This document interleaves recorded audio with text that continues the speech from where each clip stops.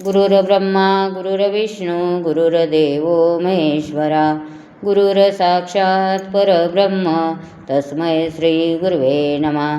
श्री स्वामी समर्थ महाराज की जय। श्री गुरुदेव दत्त। मला स्वामींच्या कृपेने आलेला एक छोटासा अनुभव मी सांगत आहे।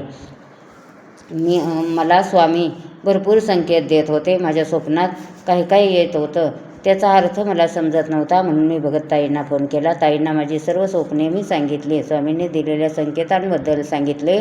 तर ताई म्हणाल्या, ताई तुम्हाला मुलं किती आहेत? तर मी म्हणाले 2 मुलं आहेत। मुलं काय करतात? तर मुलगा मिलिटरीत आहे, मुलीचं लग्न झालं आहे।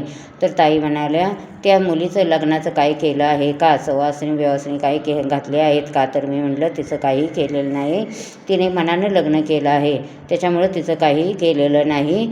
तर ताई म्हणाल्या, तिच्या नवऱ्यालाही नोकरीसाठी प्रॉब्लेम त्याच्यामुळंच येत आहे। तर तुम्ही काय करा, तुमच्या ग्रामदैवताचा आणि कुलदेवीचा मानपान करा।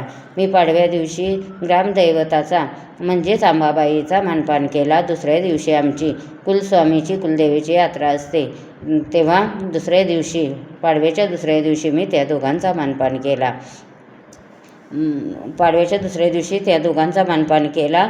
आणि आत्ता ह्या एप्रिल महिन्यात मला वाटलंही नव्हतं की भगत ताईंचा सांगण्यामागचा उद्देश काय होता। ते जावई 5 वर्ष पोलीस भरतीसाठी प्रयत्न करत होते।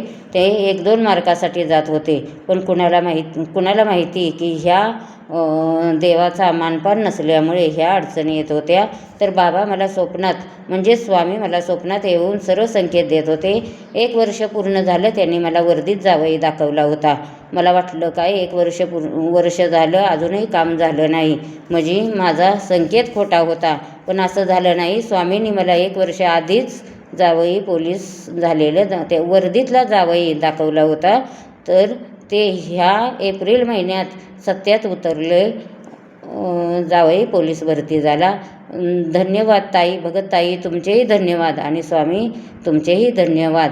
काही असेना मुलगी तिच्या घरी ती सुखरूप असावी। श्री स्वामी समर्थ।